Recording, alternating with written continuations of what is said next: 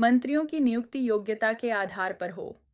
अर्थ, राजा को अपने मंत्री और सलाहकार उनकी योग्यता, ईमानदारी और वफादारी के आधार पर नियुक्त करने चाहिए, न कि चापलूसी या रिश्तेदारी के आधार पर। विस्तृत व्याख्या।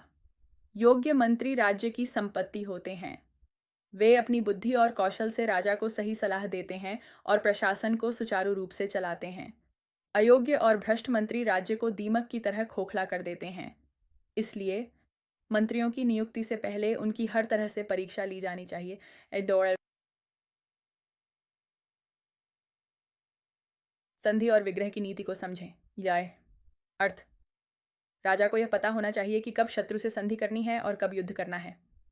विस्तृत व्याख्या। यह चाणक्य की विदेश नीति का एक प्रमुख अंग है।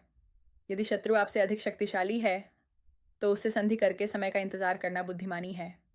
यदि आप शत्रु से अधिक शक्तिशाली हैं तो आप उस पर विजय प्राप्त कर सकते हैं, और यदि शक्ति बराबर है तो तटस्थता या द्वैध नीति अपनाई जा सकती है।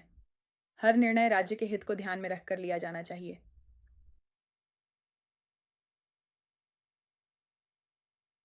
राजा को इंद्रियों पर नियंत्रण रखना चाहिए। अर्थ, जो राजा काम, क्रोध, लोभ, मोह और अहंकार जैसी इंद्रियों के वश में होता है, वह अपना और अपने राज्य का नाश कर लेता है। विस्तृत व्याख्या। चाणक्य कहते हैं कि एक राजा का व्यक्तिगत चरित्र बहुत महत्वपूर्ण होता है। यदि राजा व्यसनी होगा तो वह राजकाज पर ध्यान नहीं दे पाएगा। यदि वह क्रोधी होगा तो अन्यायपूर्ण निर्णय लेगा। यदि वह लोभी होगा तो प्रजा का शोषण करेगा।